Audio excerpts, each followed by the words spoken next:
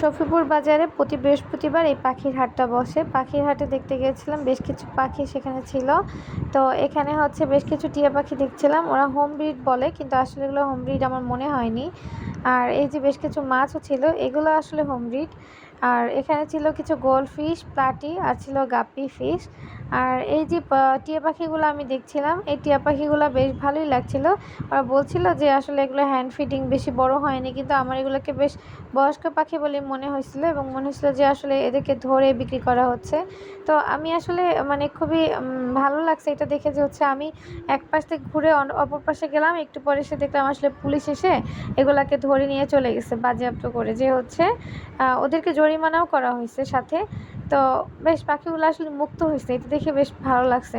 কারণ ওরা আসলে ধরে ধরে নিয়ে বিক্রি করতেছিল এমনভাবে যে পাখিগুলো, আমার মনে হচ্ছিল পাখিগুলো বেশ কষ্ট পাচ্ছে আসলে। কারণ বাসায় পালা পাখি আর এখানে নিয়ে আসা পাখিগুলো আসলে আলাদা ছিল। তো এখানে বেশ কিছু ককাটেল পাখির ব্রিডও আমি দেখেছিলাম। তো এগুলো আসলে হোম ব্রিড ছিল। আর বেশ কিছু খরগোশও ছিল এখানে, যে খরগোশগুলো আমি দেখেছিলাম, যে হচ্ছে খরগোশগুলো আমার বাচ্চা অনেক পছন্দ করছিল, খরগোশগুলো নিতেও চাচ্ছিল একটা, সে খুবই বায়না করছিল। কিন্তু আমার আসলে খরগোশ পালার একটা খুব বাজে এক্সপিরিয়েন্স আছে, যার কারণে আমি আর খরগোশ নেইনি। তো আর এখানে বেশ কিছু পাখি যাবতীয় এক্সারসাইজ প্লাস হচ্ছে আরও খাবার বা অন্যান্য অনেক কিছু ছিল। এখানে আসলে পাখির বেশ চড়া দাম চাইলেও দামাদামি করলে অনেক কমের মধ্যেই পাখি নেওয়া যায়। আর যে পাখিগুলো দেখছিলাম সব কিছু মিলিয়ে ওভারঅল হাটটা ভালোই ছিল।